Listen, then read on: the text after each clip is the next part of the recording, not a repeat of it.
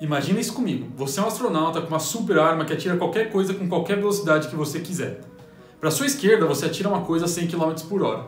E para sua direita você atira uma coisa a 100 km por hora. Qual que é a velocidade de um em relação ao outro? 200 km por hora, isso é fácil, né?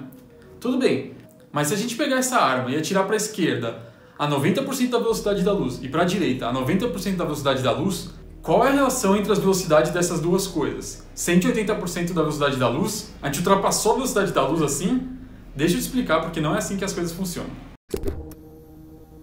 A primeira pessoa a estudar os movimentos dos corpos não foi nada mais nada menos que Isaac Newton. Em seus estudos ele descobriu que os objetos obedecem 3 leis de movimento, que hoje em dia a gente chama de 3 leis de Newton.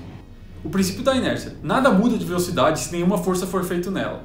O princípio da dinâmica, onde a força feita em um objeto pode ser medida pela massa vezes a aceleração desse objeto.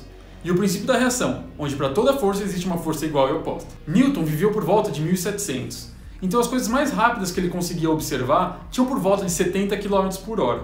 E as leis que ele elaborou descreviam todas as coisas que ele podia observar, então elas já estavam de bom tamanho.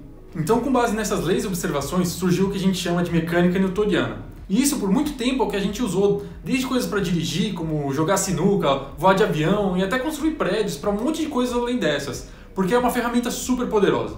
Só que por volta dos anos 1900 surge um cara chamado Albert Einstein, que descobriu a teoria da relatividade. Ela acaba surgindo de observações que se tinham na época que a mecânica newtoniana não podia explicar. Tipo o movimento de alguns astros perto de coisas muito pesadas, como buracos negros ou perto do nosso Sol mesmo. Além disso, também, ela não explicava coisas muito rápidas, ou seja, coisas que tinham velocidade perto da velocidade da luz, como a própria luz ou radiação alfa e beta, que já tinham sido descobertas naquela época. Como é dever de um cientista sempre querer entender as coisas, Einstein começou a se perguntar o porquê dessa teoria não funcionar em todos os casos, e o que poderia ser feito para corrigir isso. É então que surge a teoria da relatividade, uma teoria para o movimento das coisas que leva em consideração muito mais coisas. Ou seja, ela é mais completa. Ela conseguia prever coisas que a mecânica newtoniana já previa, além de explicar coisas que a mecânica newtoniana falhava em prever. Se você já aprendeu alguma coisa e curte ciência, já deixa o like e se inscreve que ajuda demais o canal. Mas bora voltar. E o que isso tem a ver com a minha pergunta lá do começo? Como eu falei, as leis de Newton só valem para coisas que não se movem muito rápido. E no exemplo que eu dei lá em cima, a coisa está se movendo a 90% da velocidade da luz, o que é insanamente rápido. E para calcular coisas nessa velocidade, a gente tem que usar equações que consideram os efeitos relativísticos, tipo a equação de Einstein, que é essa aqui.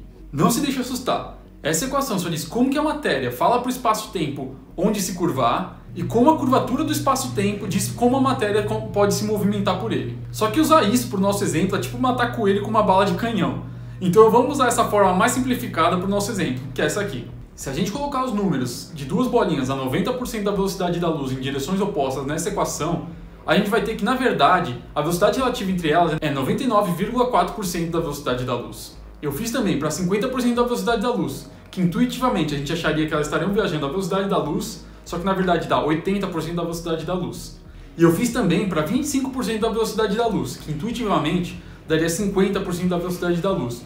E além disso, o mais interessante é que se a gente colocar duas coisas se afastando com velocidade da luz para lados opostos, temos que a velocidade entre elas é a própria velocidade da luz. Então a gente percebe que se a gente for diminuindo a velocidade das coisas para velocidades muito pequenas, muito menores que a velocidade da luz, aquela equação volta a funcionar como se fosse a mecânica de Newton.